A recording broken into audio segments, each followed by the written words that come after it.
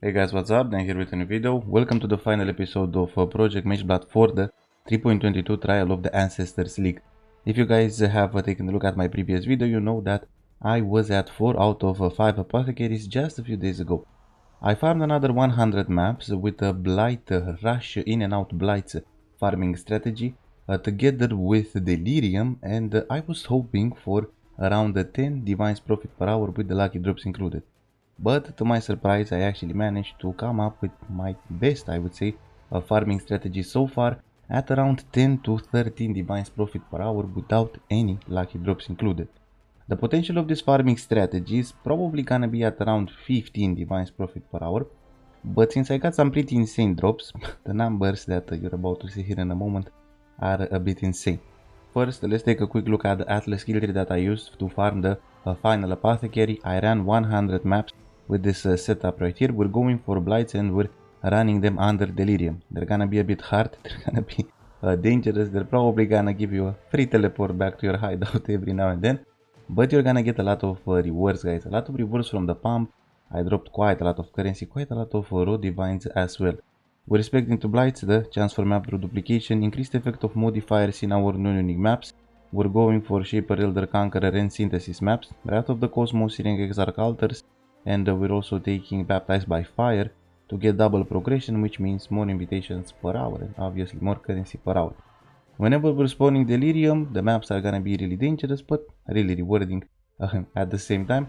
I would not run this farming strategy if you wanna level up. Trust me, I don't care what character you have. These maps are extremely dangerous, but you're gonna need a map with a good layout, and if you wanna hit really good numbers, you're gonna have to partially clear the maps, guys. But more on that later when we get to the spreadsheet. Let's take a quick look at the loot. This would be the loot that I managed to get in the final 100 maps. As you can see, we have 6 raw divines. We dropped 4 raw divines from the pump, 2 raw divines from a lucky currency chest. We had an eye level 83 cluster with mana reservation efficiency of skills for 10 divines, which sold instantly. Could have probably gotten 11, maybe 12 divines, but I decided to just liquidate it as fast as I can. And we also have 15 fortunate cards, a lot of other currencies from the altars and also from the blight encounter, and we have a few items here. If we're gonna take a look at the map stash tab, we have quite a lot of blighted maps, a lot of strand maps, we have a lot of other tier 16 maps, not that great layouts. I decided to price them at 2 kios per piece. We have Shaper, Elder, Conqueror maps, we have 13 golden oils, 16 silver oils, we have extractors, we have the incandescent and the polaric invitations, we have some forbidden tomes, deception contracts, only deception contracts I have included here, and we have a lot of golden and silver oil enchanted jewelry, which we're gonna extract in a future video. A lot of stuff, guys, from these final 100 maps.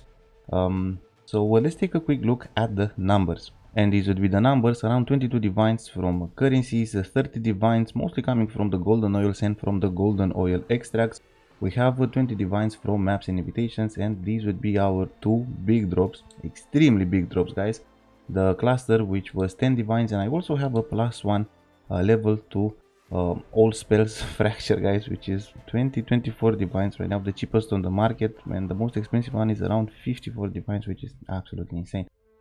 I was hoping for a decent fracture for 2, maybe 3 divines, because I know that a lot of fractured items are gonna drop off from the pump, and when I'm running them under Delirium I'm gonna drop a lot more than usual, but I actually ended up getting a really GG one. So the numbers that I'm about to show you should be taken with a grain of salt, boys. These are the numbers right here: 10 to 13 divines per hour as a base. These would be the numbers without the lucky drops included, and with the lucky drops included, 15 to 20 divines profit per hour, guys, which is absolutely insane. These would be my numbers at around 17 divines profit per hour. I managed to farm maps in 3 up to 4 minutes. I timed myself for 40 maps, and I had 20 maps at 3 and 3.1 minutes, and I had a batch of maps at 3.8 and 4, so on average around 3.5 minutes time spent per map. Quite a lot of currency that I managed to get from this farming strategy, but even if we're gonna exclude all of the lucky drops that we got here, we're still looking at around 11 divines profit per hour, or a total of 66 divines profit in under 6 hours, guys. Now, how exactly am I able to hit these numbers? Well, it's because I'm partially clearing the maps, guys. So I have a map with a nice layout, and since I'm not fully clearing the maps, this is a partial clear setup, guys. An in and out blights farming strategy. We go inside the map, we run the delirium mirror, we run the blight under the delirium mirror, we take a look at the altars and we interact with the high value ones, and we get out the map in around 3 up to 4 minutes. In my case, on average, 3.5 minutes. Now, what would happen to these numbers if I were to fully run the maps, explore everything, and run maps in 5 and 6 minutes time spent on average? Well, instead of making 13 divines profit per hour, I would only be making around 6.5. So, if you're the type of player that's trying to go for good profit per hour, learn to partially clear maps. This is really important, especially this league.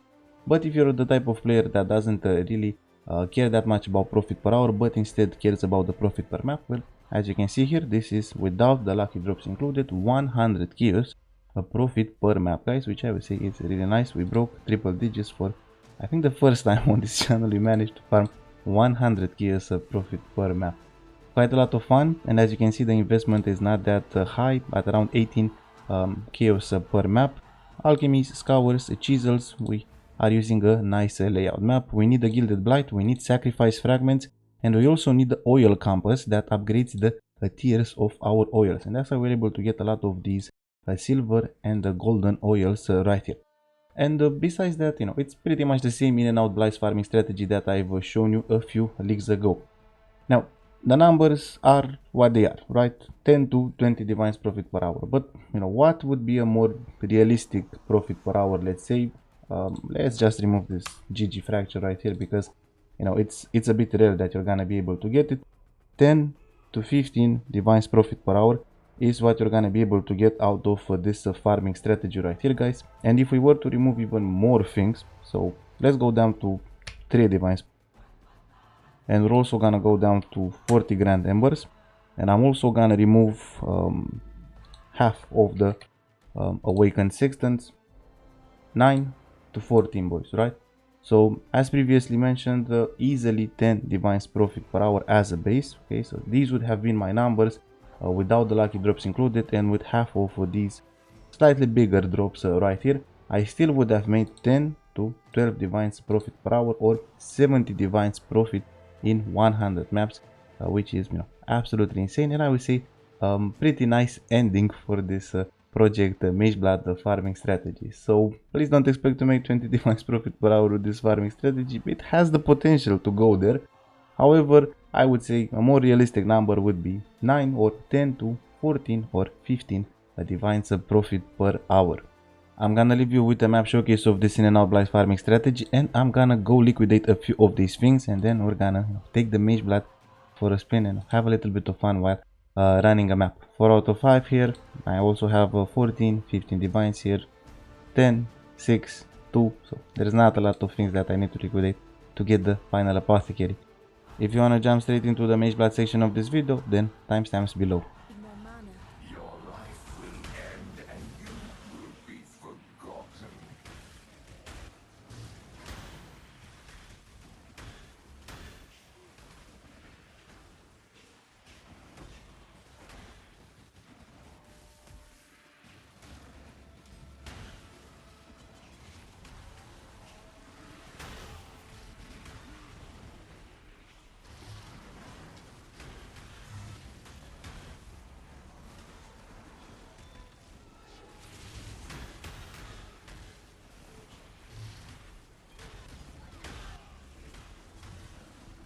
Hurry, there are monsters about.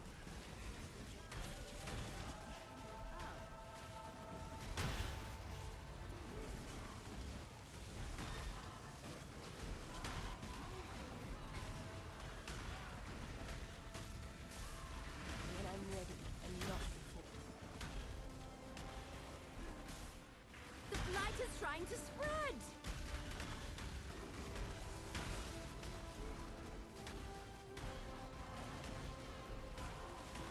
It's put out new mycelium! New roots!